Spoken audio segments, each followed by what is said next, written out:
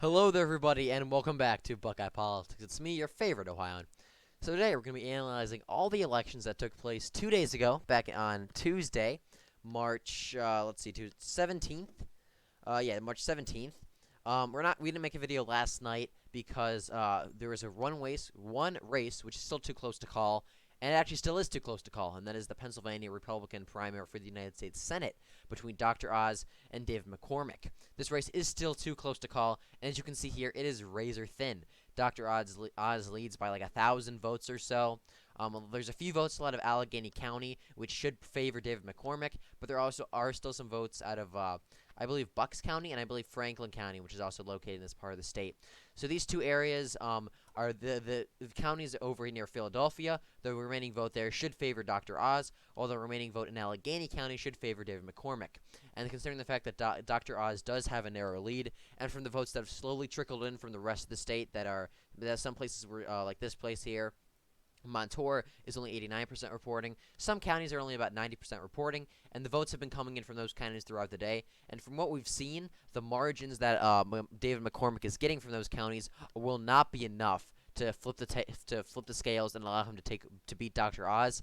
This is going to be like at the Florida in 2000. Dr. Oz is probably going to pull off this race by about 1,000 votes or so. I don't think it'll be Dr. Oz will win by less than 1,000, although it is possible. Like I said, we just don't know what's going on.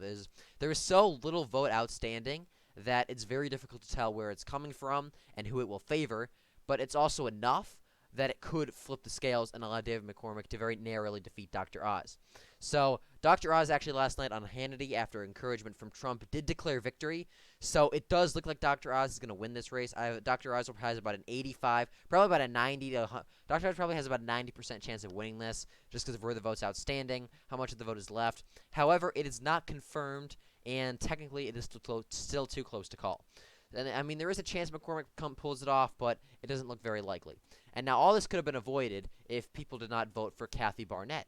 They see a lot of people didn't like Dr. Oz because of his very liberal history, and a lot of people painted him as just being this grifter because I think he lived up right on the Pennsylvania-New Jersey border as a kid. So a lot of people said that he was from New Jersey and said, "Oh, he's not even from Pennsylvania." But for Kathy Barnett, she's an actual America First Republican.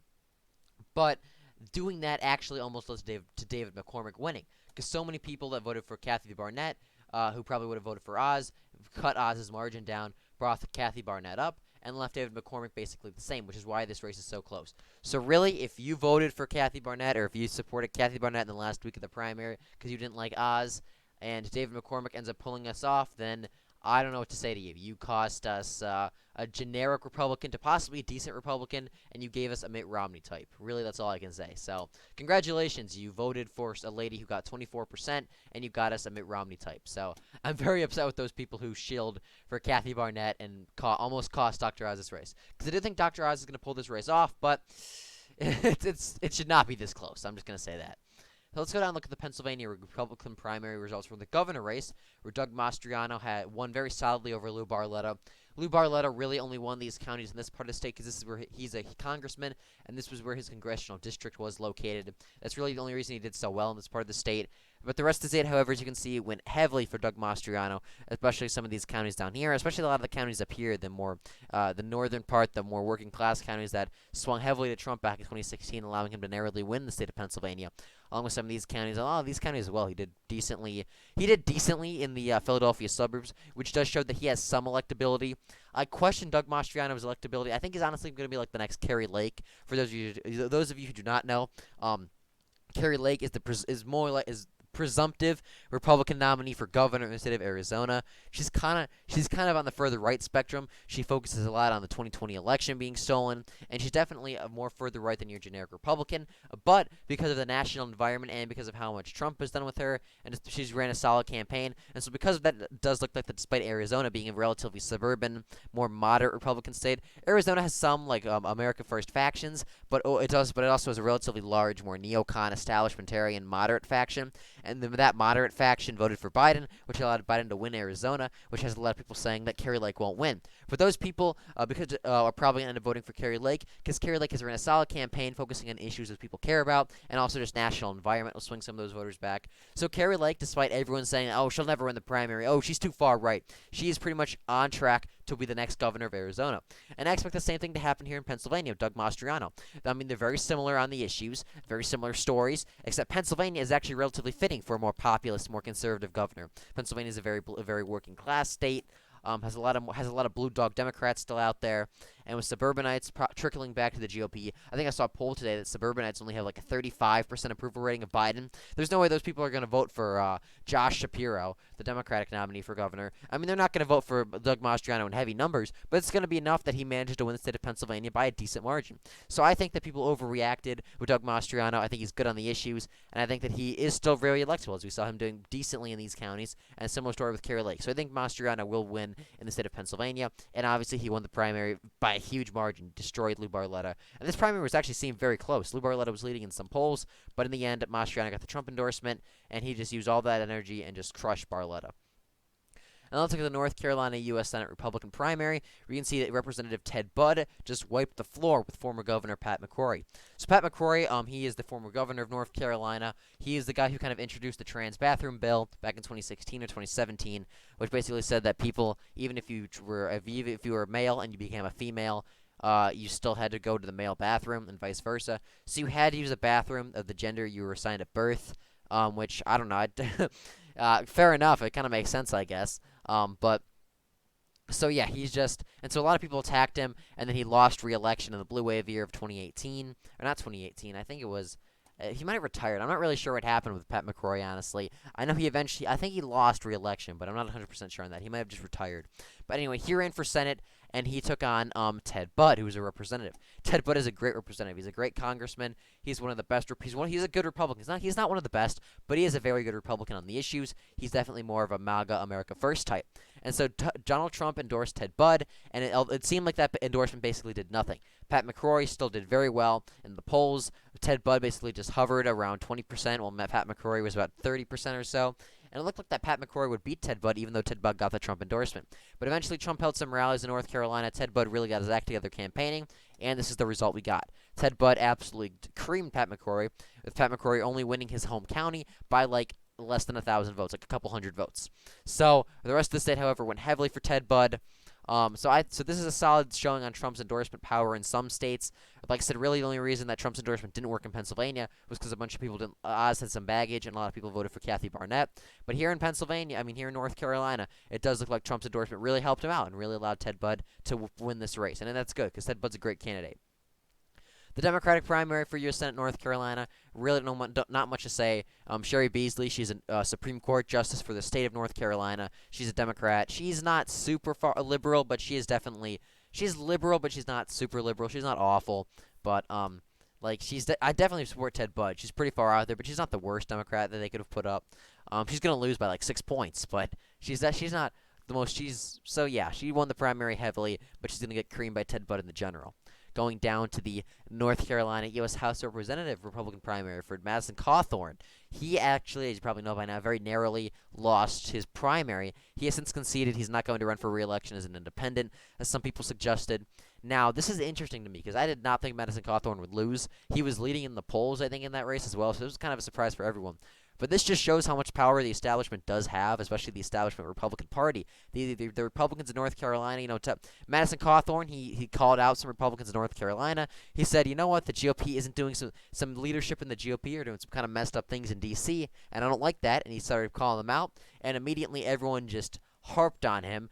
Everyone supported Chuck Edwards, and they voted him out. So this really shows that we do have some work to do in terms of getting rid of the establishment GOP, the Mitt Romney types, the more moderate Rhino Republicans. They still do have a lot of power, even in a relatively America First state like North Carolina. And I mean, North Carolina GOP is solid. It's better than most state GOPs. It's relatively populist, but still, this just shows that we do have some work to do. And I think Madison Cawthorn probably. I do not think this is the end of his political career. I wouldn't be surprised if he maybe challenges Chuck Edwards again in 2024. Maybe he runs for Senate. Maybe if Trump wins in 2024, he gets a spot in his cabinet. I don't know, but I do think Madison Cawthorn. He's young. He has a lot of support within the movement, even with all the scandals he's gone through. And I think that he definitely has a future in politics. Just not going to be a congressman for North Carolina's 11th district. Let's go down. Really, I don't know what happened in this race really don't know. I didn't follow this race a whole lot. But it looks like Sandy Smith did defeat Sandy Robertson in North Carolina's first. This is a very competitive district from what I've seen. Yeah, this is going to be a very close district. It's a very competitive. It's a very swingy district. So Sandy Smith. Hopefully she pulls off this race. Like I said, didn't really study this race a whole lot, so can't really comment on it. Same with this one. Let's go down to the Democratic primary for Pennsylvania. John Fetterman destroyed Connor Lamb and Malcolm Kenyatta. Connor Lamb, if you didn't know, he's a more moderate, populist, like working class kind of Democrat. He won in Beaver County. He's from Beaver County, and this is a solid Republican district. Trump won this district by like 20 points. It's a Republican by like 15, 20 points. It's a very Republican district. It's very working class, very rural, very blue collar district, and it's a district Trump did very well in. Connor Lamb ran for Congress back in 2018 after the incumbent Republican had a bunch of scandals, and they're awful scandals as well. And I think that's a big reason that the Republican nominee lost. I think that Connor Lamb ran a good campaign, and he's a good candidate, but really he only won that race because of how bad this Republican scandals were. Not going to get into it right now, but if you want to, just look it up. But, yeah, so that's really the only reason Connor Lamb won. And everyone in the Democratic Party, look at this guy. He can win in a Trump plus 20 district. He can appeal to the working class that abandoned Hillary and voted for Trump. And then this guy ran for Senate, and he got creamed by John Fetterman, who's also a little bit more of a populist Democrat. I say populist because he's not moderate. He's very liberal, but he has populist appeal. That's kind of the difference. Connor Lamb's a more moderate blue dog type. John Fetterman's just a little bit more populist on social issues. Fiscal issues, not social issues. So John Fetterman handily won this primary. He beat Malcolm Kenyatta is a very progressive candidate. He almost won Philadelphia County, where he's from. He's a state senator there. He's very far left, but he overall statewide did very poorly. So John Fetterman, I think Oz will still be John Fetterman. McCormick versus John Fetterman could be interesting. Fetterman might beat David McCormick, but I don't think he's going to beat Dr. Oz. Go down here. Brian Fitzpatrick won in Pennsylvania's 1st district. This lady isn't even challenged. Here, this is what I want to talk about. The Idaho governor Republican primary. Brad Little, incumbent Republican governor of Idaho. Absolute rhino. Okay, let me explain this. This guy had imposed heavy lockdowns. He won't sign abortion issues, and he won't sign stuff into abortion. He's a complete rhino. This guy's in Idaho. This guy locked down Idaho. I've been to Idaho. It's a great state, but, who lives there? It's all rural farmland. Why do you need to impose draconian lockdowns in Idaho? It makes no sense to me. This is one of the most rural, most conservative states in the Union, and it has one of the most liberal, moderate Republicans out there. And this guy... So Janice McEachin, she's actually the lieutenant governor, and she saw through Brad Little. She said, this guy, I might be his lieutenant governor, but this guy sucks. So she ran to challenge him. Trump endorsed her because she was good on the issues, and she was way better than Brad Little. And unfortunately, it looks like that Brad Little did win the race relatively handily. Janice McEachin performed very well in the Panhandle. She won a lot of these counties up here. These are very rural. Some of these are ancestral Democrat counties. They're very working class, very rural, very socially conservative, very fiscally populist. These are basically Trump counties. These are counties that these are very populous, very Trumpian counties. However, the rest of the state voted for Brad Little by heavy margins, especially in Boise and Ottawa County. He did very well around here. A lot of the Mormons in the southern part of the state supported him, which is just very cringe, unfortunately. So, yeah, Brad Little did win this race. He's going to be the next governor of Idaho because there's no way the Democrats are winning this race. But, yeah, so looks like the Trump endorsement didn't really pay off in Idaho, and it looks like Brad Little will go on to serve another term as governor.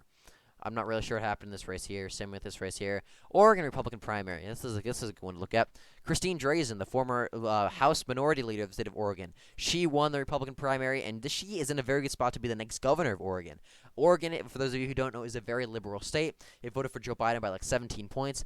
Outside of Portland and its suburbs, it's actually a relatively conservative state. It's basically just like Idaho. Outside of Portland, there's a few other cities, but most of rural Oregon is very conservative. It's just it gets outvoted by Portland and all the other major cities, and so Oregon is a very liberal state on the statewide level. However, that said, Christine Drazan, she's a good Republican candidate. She is the best in the field, in my opinion. She's better than all the others. All the others are absolute rhinos. Christine Drazan, she's more moderate, but she does have some fight in her, and she does seem to be a solid candidate for governor. I think she's the best out of all the Republicans running.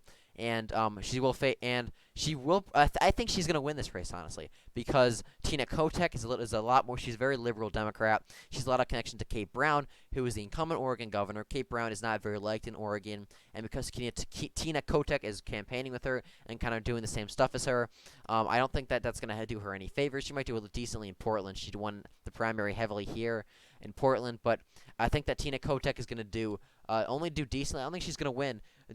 Because there is a third-party candidate named Betsy Johnson, who's a former state senator, and she's running a more progressive, populist campaign. And I think she is going to take away a lot of Tina Kotek's votes and allow the Republican candidate, who was Christine Drazan, to narrowly slip in.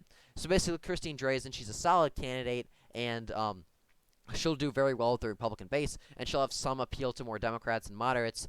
Meanwhile, the Democrat vote is going to be split between Tina Kotek and Betsy Johnson, allowing Christine Drazan to very narrowly win this race, in my opinion. Obviously, we have a long way to go. A lot could change, but based on the polls and based on what I'm seeing, I do think Christine Drazan will be the next governor of Oregon as of now. This is probably going to age very poorly. Wouldn't be surprised if she ends up blowing this and Tina Kotek wins by like 20 points or something. But with the red wave here and a Democratic vote split and a good Republican running, Christine Drazan could be the next governor of Oregon, and that would be great to see if the BLM decides to do some trolling in 2024. I think she'll be very law and order and really put them down. Not sure what happened in these races. Let's focus on the last race, which is the Kentucky U.S. Senate primary. Rand Paul, one of my favorite senators. I love this guy. He's awesome. He's the son of Ron Paul, who's one of my favorite congressmen and favorite candidates for president ever. I really like Rand Paul. He's like the perfect mix between libertarian and populist, very anti-establishment, very he's very libertarian, but because of the issues he's libertarian on, he seems very America First and populist. So he's just a great guy. He's perfect for Kentucky. He's a great candidate, and he won the Republican primary with 86% of the vote. He did very well. He destroyed all these other guys, which are Arnold Blankenship. He actually was the Constitution Party's nominee for president back in 2016, I believe. The Constitution Party, for those of you who don't know, it's a very small party. It's a very conservative party. It's even more right than the Republicans, but they're like libertarians on economics. They're just very socially conservative. They're like anti-gay, anti-porn, anti-weed. So this guy, Arnold Blankenship, was the Constitution Party nominee for president a few years back in 2016. So I thought he'd do maybe decently. I figured he'd at least come in second, probably like 5% of the vote, but he got shelled, which shows that Rand Paul is just super popular. I mean, this guy just destroyed statewide. He won every single county by like 88 to 2. Like, this guy just destroyed statewide. So Rand Paul will easily become the next Republican, will easily remain the Republican senator for Kentucky, and that's a good thing. Looking at the U.S. Senate Democratic primary, Charles Booker, he is a Bernie bro. He's super far left. He's basically Bernie Sanders, but running in Kentucky instead of Vermont. That's going to go very well, I'm sure, running in a socially conservative, long-time Republican voting state. I'm sure running as a Bernie Sanders type is going to do very well there. But yeah, Rand Paul is going to beat Charles Booker by like double digits. He's going to cream Charles Booker, and so it's going to be great to see. Let's go down. Like I said, these primaries here, some semi-competitive districts, the 2nd district. I didn't really follow these too well, so I'm not going to comment on them. But this district is safe Republican. I just know the districts. So it's District 2nd of Kentucky State Republican. Brett Guthrie, the incumbent, managed to fend off a primary challenger. It looks like he didn't do that well. I'm not sure why it's even highlighted. But yeah, so it looks like this is the quick analysis of all the primary elections from last Tuesday. I do hope you enjoyed this video, and if you did, please be sure to like and subscribe for more.